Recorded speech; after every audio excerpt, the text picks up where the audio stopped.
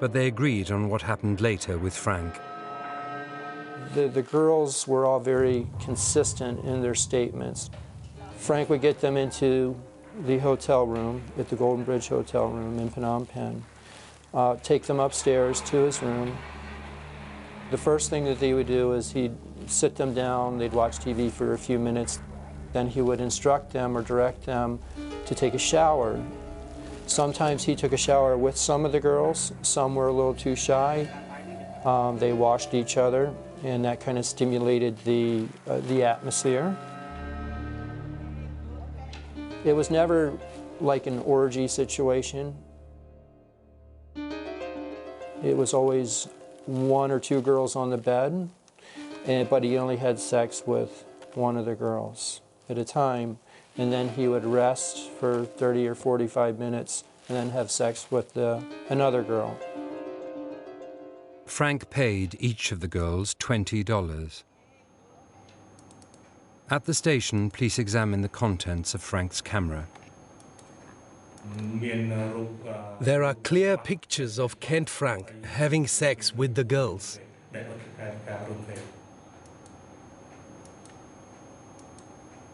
When Major Cowtier broke the news to Frank that agents from the US Embassy were at the police station, his manner changed dramatically.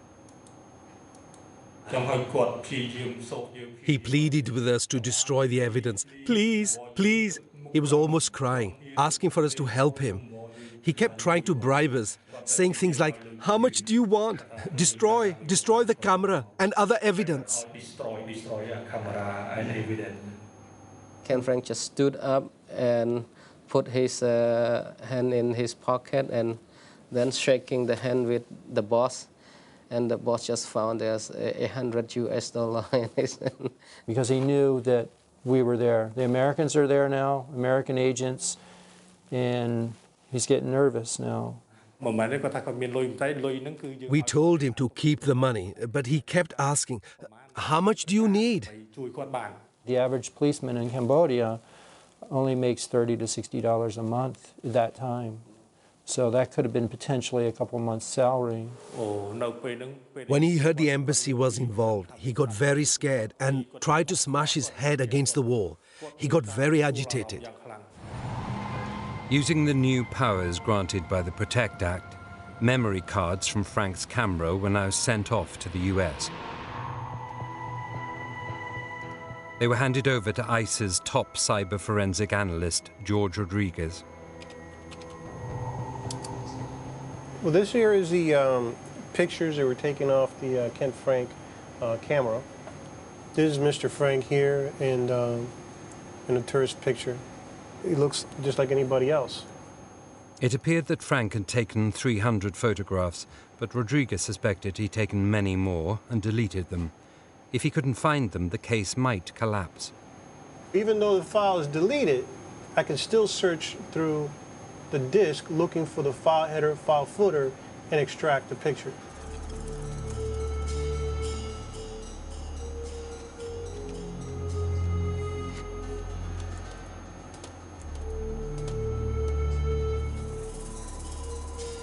These are the victims themselves in all different types of undress.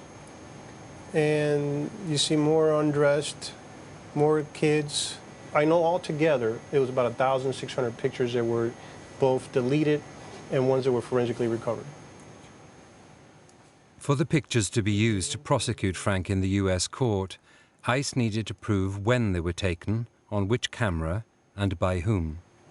Even though it's deleted, I'm still able to determine what the date and time from looking inside the actual file itself. There we go. That's what the information is right here. And it shows that it was done on November 28, 2003. What time it took the picture. You see that a particular camera took it, model number Canon EOS D30. However, if you decrypt it will show you the serial number of the camera. So it's not just a type of camera. That's the camera that took the picture. It was in the possession of Mr. Frank. you're trying to look at it as evidence. You're not looking at the images as, trying not to look at the images for their nature, what's going on. You're trying to be scientific.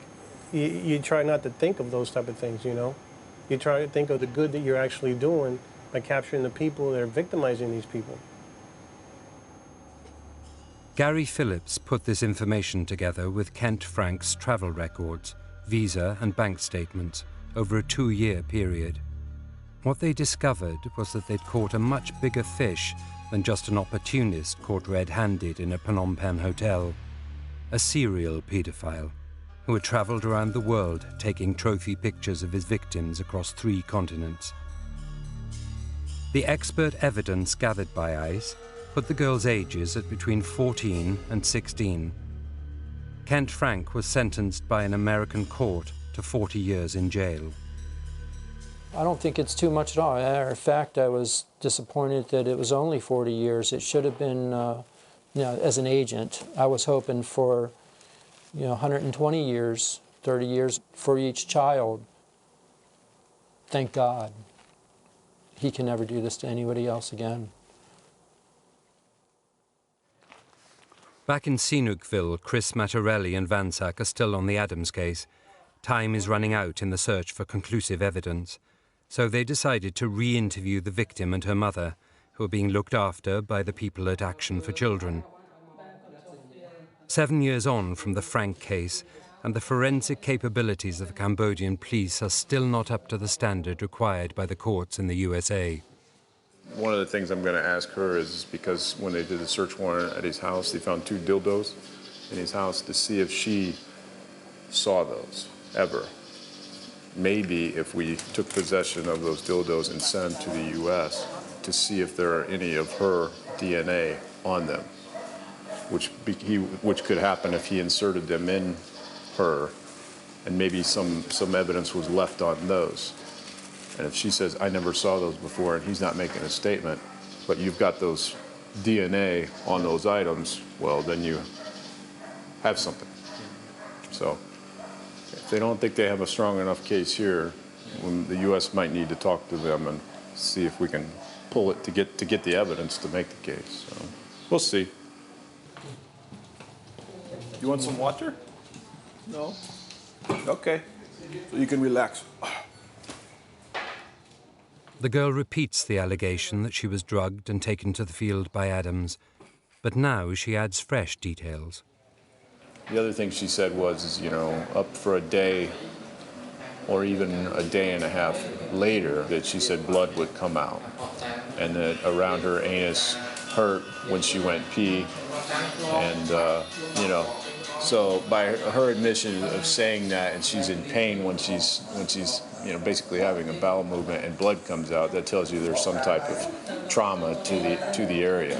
We really need to look at that memory card that was in the camera. I'm hoping that the analysis will show him doing something which will lock solid case against him. There's no getting out of it, particularly if it's like a point of view shot where he's in it and the girl's in it. So, they all mesh together. She has drugs in her system. She says the guy gave her drugs. So we've got everything but the actual act. Chris wants to know from the girl's mother how Adams got to know the family. Help me understand why this guy. How did he meet with you? He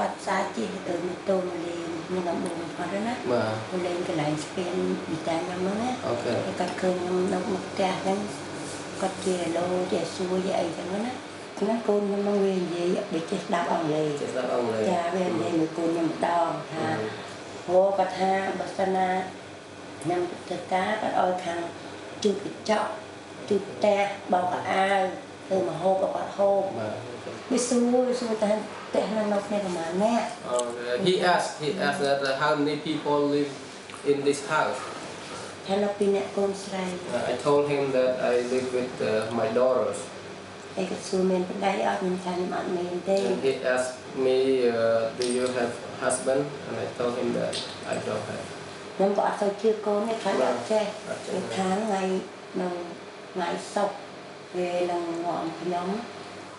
Vậy men thơ dân là khỏi chẳng mình muốn nói thơ là thơ khoảng cái của nát câu nữa. I think in this instance, after talking to the mother, it's pretty clear what the guy was doing. He's going through a grooming process where he randomly selects the mother and he approaches her, offers her work, asks her about her lifestyle. Is there a man in the house? Is there other children?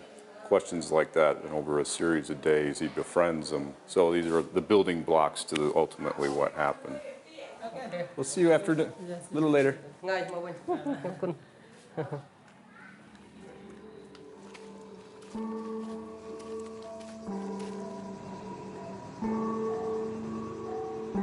30 years after the horror of the Khmer Rouge, Cambodia is still in recovery. A third of the population is under 14. You buy my postcard, one sweet card, only $1 for 10 cards. Along with the tourists, the charities have moved in, and charity provides a convenient cover for the predators.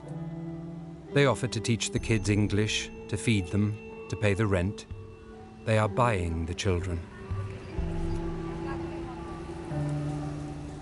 In the West, children are taught to beware of strangers bearing gifts, but within the poor communities of Cambodia, it's actively encouraged.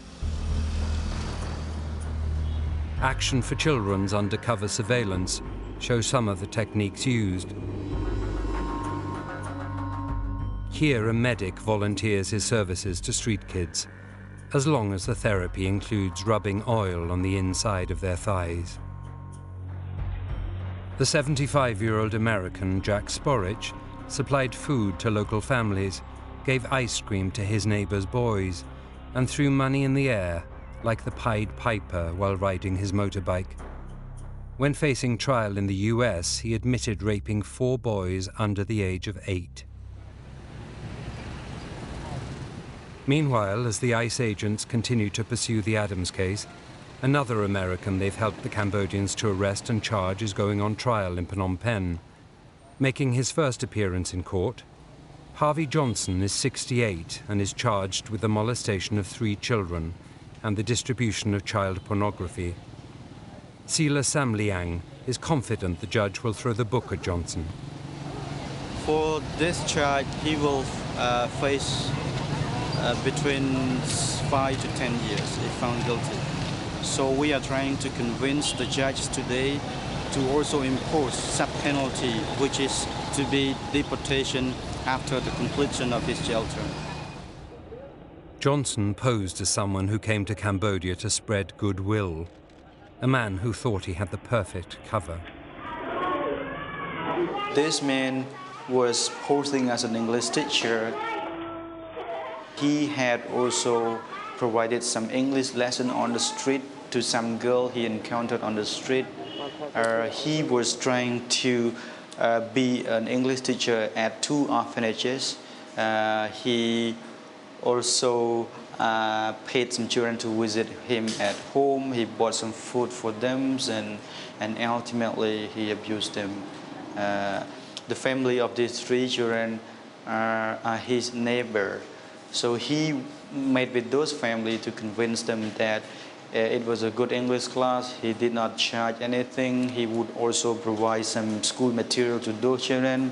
So the family would just agree to allow their children to go to school. It was deal.